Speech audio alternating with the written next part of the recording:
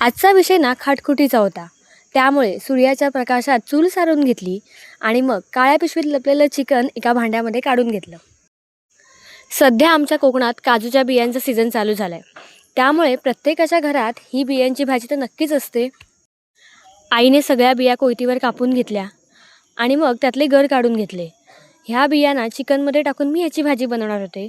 खरंच खूप छान लागते आणि आजचं चिकन चुलीवर बनवायचं होतं. चुलीवरचं जेवण म्हणजे आई गं स्वर्गसुख. सगळी तयारी करून घेतली. काजूच्या बियांना चीक असतं म्हणून ते गरम पाण्यातून काढून घेतल्या आणि मग चिकन बनवायला सुरुवात केली. पहिलं गरम तेलामध्ये थोडी लसूण टाकली, मग त्यात 2 दालचिनीची पानं टाकली. लसणीला खमंग वास आल्यावर त्यात थोडा कांदा टाकला आणि मग कांदा लाल झाल्यावर ना त्यात थोडी आलं लसूण पेस्ट टाकली.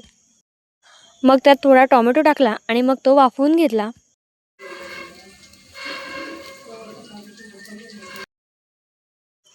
टोमॅटो नरम झाल्यावर त्यात हळद, लाल तिखट, गरम मसाला, चिकन मसाला असे सगळे मसाले टाकून तेलामध्ये परतून घेतले आणि मग त्यात भाजलेल्या कांदा खोबऱ्याचं वाटण टाकलं. मसाल्याला तेल सुटल्यावर ह्यात सगळे काजूगर टाकले आणि काजूगर मसाल्यामध्ये मिक्स करून घेतले. मग त्यात सगळं चिकन टाकलं, चवीपुरतं मीठ आणि थोडंसं पाणी असं सगळं टाकून ना मिक्स करून घेतलं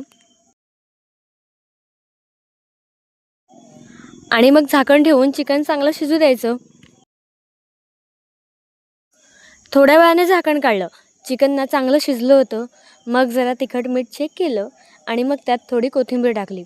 सगळं चिकन मिक्स केलं आणि मग पुन्हा झाकण ठेवून ना चिकन थोडा वेळ चुलीवरच ठेवलं. सोबत दीदीने छान अशी तांदळाची भाकरी बनवली होती. सगळं जेवण झालं होतं. मग पटकन ताट वाढलं आणि पहिलं आधी जेवायला बसले. खरंच खूप छान झालं होतं चिकन. सगळ्यांना आवडलं.